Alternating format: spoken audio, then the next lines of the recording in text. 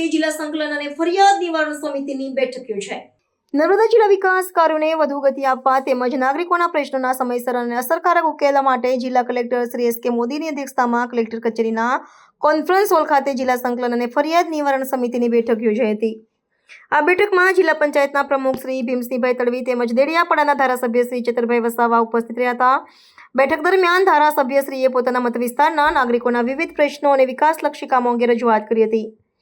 ધારાસભ્યશ્રી દ્વારા નર્મદા જિલ્લાને અન્ય જિલ્લાઓ સાથે જોડતા માર્ગોની હાલત, દાણી ખૂંટ ખાતેના કરજણ નદીના બ્રિજ પરથી બારદારી વાહનો સિવાય એસટીની મિની બસોને પસાર થવા મંજૂરી આપવા, માર્ગ અને મકાન વિભાગોના રસ્તાઓની મરામત, ચિકદા તાલુકામાં ઘટતી સુવિધાઓ તેમજ વહીવટી કામકાજ વધુ સુચારુ બને તે માટેની વ્યવસ્થાઓ અંગે ચર્ચા કરી હતી।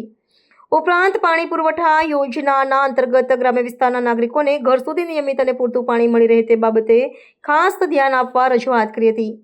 જિલ્લા કલેક્ટર શ્રી એસ કે મોદીએ પ્રજાલક્ષી કામોના તમામ મુદ્દાઓના પ્રાથમિકતા સાથે ઉકેલવા માટે સંબંધિત વિભાગોને ચોક્કસ આયોજન ઘડી તાત્કાલિક અમલીકરણ કરવા સૂચના આપી હતી।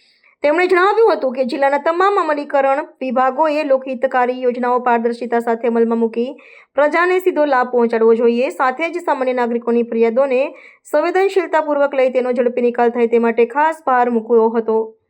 વિકાસ કાર્યોમાં વિલંબ ન થાય તે માટે વિભાગો વચ્ચે પરસ્પર સંકલન જાળવી કાર્ય કરવાની પણ તેમણે સૂચના આપી હતી। આ બેઠકમાં જિલ્લા વિકાસ અધિકારી શ્રી આરવી વાળા, નાયબ વન સંરક્ષણ શ્રી અભયકુમાર, નિવાસી અધિક કલેક્ટર સી કે ઉંધાડ, જિલ્લા ગ્રામ વિકાસ એજન્સીના નિયામક વાયએસ ચૌધરી, નાયબ પોલીસ અધિક્ષક પીઆર પટેલ, નાયબ કલેક્ટર તેમજ જિલ્લાના વિવિધ વિભાગોના અમલીકરણ અધિકારીઓ ઉપસ્થિત રહ્યા હતા।